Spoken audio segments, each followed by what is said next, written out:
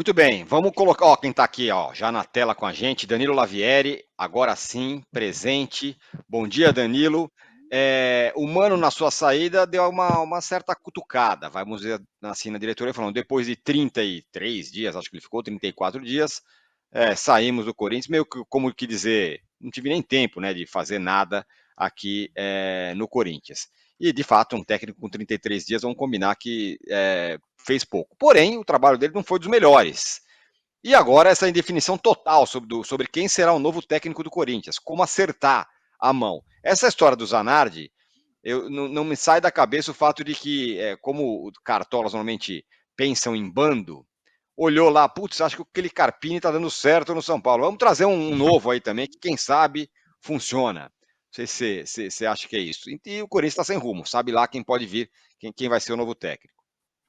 Bom dia a todos. Desculpe pelo atraso, tive problemas para voltar do aeroporto, mas já estou aqui.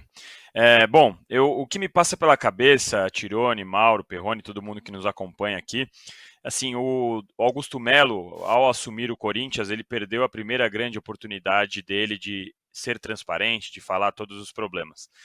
30 e poucos dias depois, ele tem uma lista de erros e erros graves. E eu olho aqui o resultado da nossa enquete, que é uma dos modos de a gente tentar medir.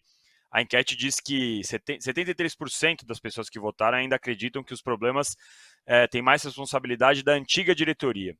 Isso me faz pensar que o Augusto Melo está deixando passar mais uma chance. Ele poderia aproveitar toda essa crise do Mano, essa multa alta que ele vai pagar, toda a questão, todos os erros que ele já teve, e falar: olha, gente, comecei aqui, tinha um plano, não deu certo esse plano, eu tenho que reconhecer, tá tudo muito ruim, a gente deve para todo mundo, tem treinador que está dizendo não para a gente, estamos com problema no mercado de credibilidade, jogadores preferindo não aparecerem, eles preferem não acertar com o Corinthians, então daqui para frente a gente vai ter que mudar o rumo.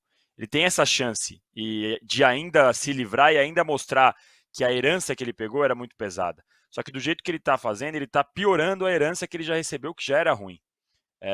E aí, nesse caso do Mano, no caso dos jogadores, entre todas as promessas que ele fez milhares de promessas de executivo, do Gabigol, em todas essas promessas, uma delas era: o Corinthians só vai contratar e só vai agir no mercado de acordo com o seu centro de inteligência. E aí, quando a gente vê nomes completamente diferentes entre as opções, de Cuca a Milito, a Zanardi e todos esses nomes, assim, dá para ver que não tem nada de inteligência sendo usado aí. Dá para ver que não tem nenhum rumo, não tem algum norte, alguma explicação para esses nomes que foram citados. E o Zanardi, que poderia entrar nessa onda que você falou, né, de alguém que está ali, a gente vai lembrar, ele já trabalhou nas categorias de base com o Corinthians lá atrás, inclusive a Placar escreveu sobre isso. E teve caso de investigado quando o Augusto Melo trabalhava na base do Corinthians também. Então era mais um caso sem nem contar o regulamento do Paulistão, que não permite esse tipo de mudança. Então, assim, mostra mais uma vez como a diretoria do Corinthians entrou perdida e continua perdida e desperdiça mais uma chance de tentar recomeçar, de tentar mostrar do zero que, olha, a gente precisa arrumar a casa aqui. Não, preferem continuar com esse mesmo tipo de ação e que a gente sabe que o resultado não vai ser nada bom para o Corinthians. Ô, Perrone, na nossa enquete aqui, como disse o Lavieri, tá assim: quem é a maior responsável pela crise no Corinthians? A antiga diretoria, 72%. A atual diretoria, 28%. Essa é a fotografia deste momento, né? É uma fotografia agora do momento em que cada armário lá que o Augusto Melo abre, sai uma dívida, abre a torneira, vem um cobrador. É assim que está o Corinthians nesse momento. A minha impressão, eu queria saber o que você acha, é que até isso tem um limite. Tem uma hora que não vai mais dar para falar em herança maldita eternamente. Daqui a pouco vai cumprir 6, 7, 8 meses de diretoria e as coisas vão começar, as responsabilidades vão começar a recair sobre esta diretoria. E eu não sei se o Augusto Melo e a turma dele se deu conta disso, que o escudo, a culpa é dos caras, não vai colar para sempre. Eu acho assim que já não cabe esse discurso só de herança maldita. Herança maldita existe, né? São muitas dívidas, enfim. o contrato do Veríssimo, uma herança maldita, que os caras do Benfica podia vender o cara durante o empréstimo, antes de terminar o empréstimo para o Corinthians. Então, ela realmente existe. Mas, e outra coisa, o próprio contrato do Mano. Pô, se você pegar uma dessas crianças que a gente vê na arquibancada, no ombro do pai assistindo o jogo do Corinthians ali, um moleque desse sabe que o melhor para o Corinthians não era o cara presidente que está saindo fazer um contrato até 2025 com um técnico que um dos possíveis sucessores já não queria, já não via como a sua prioridade, escreveu em nota isso. Então, só o fato, esse contrato longo com o Mano já foi um problema deixado no Corinthians. Isso não é melhor para o Corinthians. Na época, o Duílio disse: eu ainda sou presidente, eu tenho que fazer o que é melhor para o Corinthians. Evidente que não era amarrar um contrato longo para quem ia assumir o clube agora. Isso é uma coisa. Agora, outra coisa, não adianta, não tem. Sabe, essas questões todas aí que a gente está vendo, essa do Zanardi, por exemplo, o que a diretoria tem a ver? Nada. A história do patrocínio, que rompeu, vai ter que pagar multa e tal, o que tem a ver? Nada. Sabe? Mas a outra diretoria fez o contrato, você assumiu o risco de romper. Então, assim, foram cometidos erros que eles têm que assumir também. Então, até assim, eu na enquete colocaria uma terceira alternativa, que são as duas diretorias. Né? Tem o passado pesado, a herança pesada, maldita que foi deixada, mas assim, é inegável que os caras estão cometendo erros. Então, portanto, a nossa enquete está assim, ó. Quem é a maior responsável pela crise no Corinthians? A antiga diretoria, 72%, a atual diretoria, 28%. Estamos nos aproximando da nossa meta inicial de likes. Está quase chegando em 1.000, então vamos chegar a 1.500, porque tem muito programa pela frente. Vamos aí, buscando os 1.500 likes. Mauro, sem, claro, citar nomes e tudo mais, né? Não é o caso, mas que tipo de treinador, para um momento como esse, deveria ser o caso para o Corinthians? É um brasileiro experiente? É um novato? É o gringo?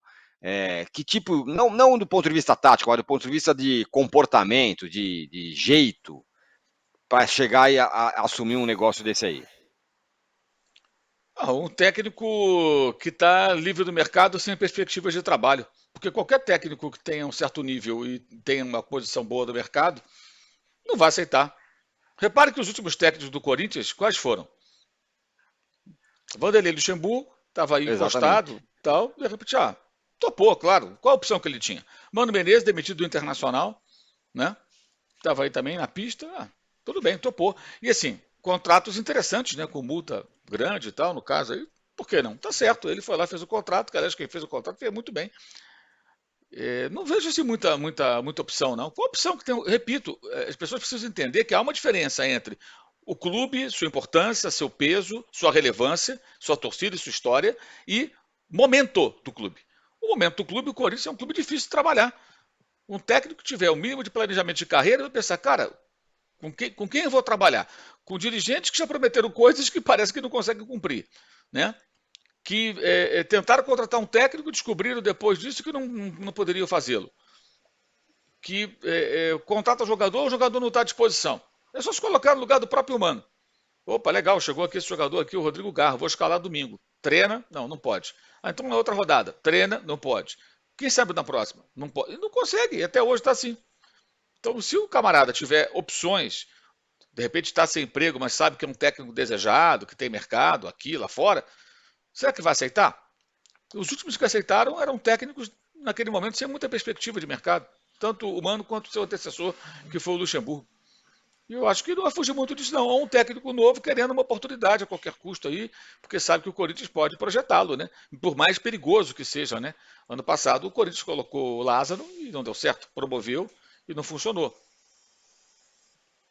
Não funcionou, exatamente. Esse é o negócio, né? Já tentou todo tipo de técnico. O experiente do passado, o Luxemburgo, agora o Mano, o Lázaro, o Silvinho, que também não conseguiu nem passar do Campeonato Paulista e agora tá indo bem lá na seleção da Albânia. Enfim, é o caos no Corinthians.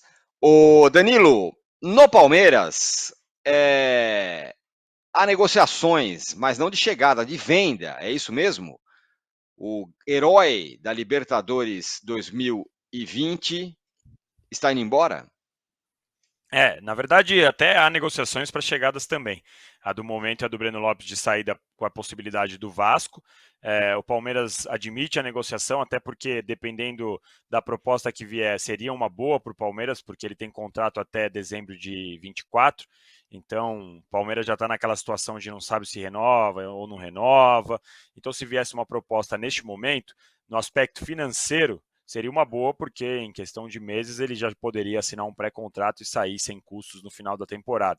Além disso, na questão do planejamento, o Palmeiras entende que com a recuperação do Dudu, que ainda vai ter um tempinho, mas também com a chegada do Caio Paulista, depois com a recuperação do Bruno, com a chegada do Lázaro agora também, que é outro jogador que está para ser anunciado aí, o ex-Flamengo, o Breno vai acabar perdendo espaço. Então, projetando um pouco nesse futuro, o Palmeiras entende que daria para sair.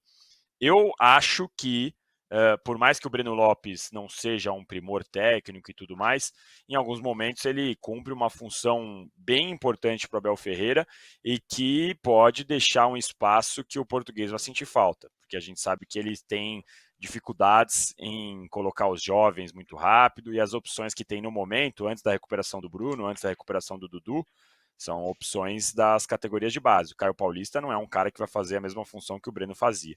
Então, acho que ele pode fazer falta nesse primeiro momento, mas na parte econômica e lá na frente, depois do meio do segundo semestre, aí pode ser que realmente o Breno não faça mais falta. E além do Lázaro, o Tirone, só para completar, que eu já falei aqui do Lázaro, dessa possível chegada, tem a chegada do Rômulo também. É outro cara que é um meio-campista do Novo Horizontino, um dos destaques aí do time. O Palmeiras entende que pode fazer uma operação muito parecida com a que fez com o Richard Rios, que é uma operação barata e de um jogador que é polivalente. O Rômulo é outro cara que pode jogar na ponta, segundo a observação do Palmeiras, segundo a observação da comissão técnica do Palmeiras. Então seria aí mais um motivo para o Breno Lopes acabar perdendo espaço com o tempo. A questão do Rômulo é que, como ele já jogou pelo Novo Horizontino no Paulista, ele não poderia jogar no Palmeiras. Então é provável que o Palmeiras acerte, até possa anunciar essa negociação, mas a apresentação dele aconteça só no final do Paulista. Deixa eu insistir com você, ainda lembrando um pouco da Supercopa que foi anteontem e o Palmeiras perdeu do São Paulo. O Breno Lopes poderia ter entrado nesse jogo? Eu achei que ele fosse jogar. E aí não foi. Entrou o John, entrou os outros meninos e tal. E o Breno não entrou. Ele não teria possibilidade, sei lá, uma bola alta, alguma coisa nesse jogo? Essa é uma pergunta. E a segunda tem a ver com as negociações de chegada aí. Esse jogo deu algum sinal de que o Palmeiras precisa de reforços? Mais algum sinal? Isso que eu quero dizer. Em relação ao Breno, para o jogo contra o São Paulo, eu acho que o Breno ele é um cara que ele normalmente entra para tentar dar mais gás, para renovar o físico do ataque e para ajudar na marcação. Muitas vezes você vê o Breno fazendo mais função defensiva do que ofensiva, dependendo do momento do jogo. Eu não sei se o Breno entraria ali naquele jogo para mudar alguma coisa. O que me assustou ali na ocasião, Tirone, foi a tirada, a substituição do Mike. Para mim, o Mike era o melhor do Palmeiras no momento, e a substituição dele era algo que eu não entendia, algo que eu não faria. O Mike foi ali o principal o que criou a principal chance do Palmeiras, que se não me engano foi o Moreira que tirou de carrinho em cima da linha praticamente. Em outros momentos ele era o cara que mais preocupava a zaga do São Paulo, até porque o Veiga foi muito bem marcado, o Rony praticamente não apareceu e o Flaco quando entrou também não teve boa chance. Então o Mike para mim era o cara que não deveria ter saído, e o Breno não sei se mudaria muito o preço do dólar, como a gente diz, né? Em relação a sua outra pergunta, se mostrou que precisa de reforços. Eu acho que o time do Palmeiras, há um tempo, especialmente na parte da frente, depois da lesão do Dudu, com a ausência do Endrick agora, ele precisa de jogadores para melhorar o poder de fogo. Mas, dentro da política que a diretoria adota, de não gastar mais do que poderia, de não contratar mais do que poderia, eles dizem que não há mais dinheiro para contratar grandes jogadores que mudariam esse setor a qualidade desse setor de uma forma tão grande. O meu questionamento aqui sempre fica por que o Palmeiras não tem dinheiro? Uma das explicações é que, beleza, o time é muito caro, a folha salarial é muito cara, mas para mim o Palmeiras peca em não conseguir novas receitas, em não melhorar nesse setor, e aí seria um reflexo direto para poder ir ao mercado e aí sim contratar novos jogadores para frente. Eu acho que, tecnicamente, olhando no elenco, precisaria de reforço. Mas se não tem dinheiro, o melhor é não contratar e apostar na base. Não dá para contratar contando com alguma coisa lá na frente que você não tem. Então, se não tem dinheiro, se de fato o discurso do Palmeiras é não tem dinheiro e não tem que se virar com o que tem, dar chance para a base e torcer para dar certo. Mas com um pouquinho de grana eu iria sim ao mercado para contratar um atacante, o Tironi. Ô Perrone, ouvir essa frase, o Palmeiras não tem dinheiro. Vamos combinar que o Palmeiras ultimamente foi dinheiro, né? Inclusive pelas conquistas. Ganhou muito dinheiro com conquistas, com premiações. Assim, acho que o Danilo talvez tenha ouvido isso também. Eu sempre ouvi muito, mesmo nessa onda de entrando muito dinheiro lá. Eu sempre ouvi ali no Palmeiras a questão assim: ó, as pessoas às vezes têm uma noção um pouquinho errada de que sobra dinheiro no Palmeiras e tal. Não sobra, fazer futebol é caro. A gente passou por momentos de mercado ali na época da pandemia, de muita incerteza financeira. Então a gente segue, tem que ser com austeridade. O dinheiro não sobra. A gente consegue fazer as coisas porque a gente controla muito bem isso. Então, eles sempre procuram, pelo menos é o que eu escuto lá, passar essa imagem de uma certa austeridade. Mas, assim, eu acho é melhor esse caminho, né? Mesmo você entrando muita grana de premiação e tudo mais, aumentando receita, eu acho melhor esse caminho aí de pé no chão do que sair gastando a doidada e, de repente, provocar um rombo aí nas contas do clube. E tem outra coisa, Tironi, desculpa, só para aproveitar, o Palmeiras paga por erros que cometeu também no mercado recente, né? Então, o Palmeiras gastou muita grana com o Flaco Lopes, é um jogador que não vingou, que se tivesse vingado na expectativa que o Palmeiras tinha, a gente não estaria falando aqui de repente, o Palmeiras precisar ir ao mercado da forma que a gente está falando. A mesma coisa o Tabata. Então, o Palmeiras tem erros importantes no mercado da bola, erros caros. O Atuesta agora está voltando para os Estados Unidos, então, assim, Palmeiras não tem dinheiro porque a folha salarial é muito cara, para segurar jogadores como o Gomes e o Piquerez e etc., você precisa aumentar muito o salário deles, isso causa reflexos, mas além dessa questão que eu já citei do Palmeiras não aumentar a busca de receitas, além da venda de jogadores ou de títulos, tem muito essa questão do Palmeiras ter errado no mercado, e claro, isso cobra preços até hoje. O Flaco Lopes é um exemplo disso. Ô Mauro, para o Vasco, o Breno Lopes é uma boa? A conversa é que ele está negociando com o Vasco, né? Pode ajudar, né? Pode ajudar. Não acho que vai mudar radicalmente também o perfil do ataque do Vasco, mas pode ajudar. Um jogador razoável, né?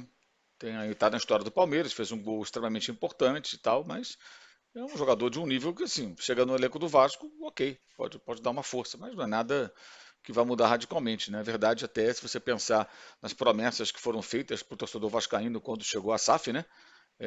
Certamente o Breno Lopes não era um desses nomes imaginados pelo torcedor que se iludiu na época com promessas do tipo: teremos esse Vasco e Flamengo, se foi o último com essa disparidade entre os elencos, né? Eu ouvi esse tipo de frase lá no passado, né? Já tem uns 2 anos já, que foi dito isso. Na verdade, não é um jogador desse nível, né? Agora, acho muito curioso que o Palmeiras não tenha condições de fazer investimentos depois das vendas que fez, né? Não só a do Endrick, outras também. Fez várias vendas, foi campeão brasileiro, de fato, né? Então teve a premiação aí pelo título do ano passado, e não consegue contratar, não tem dinheiro. É realmente curioso, mas enfim. Antes assim do que gastar, o que não tem, claro, evidente, mas chama atenção.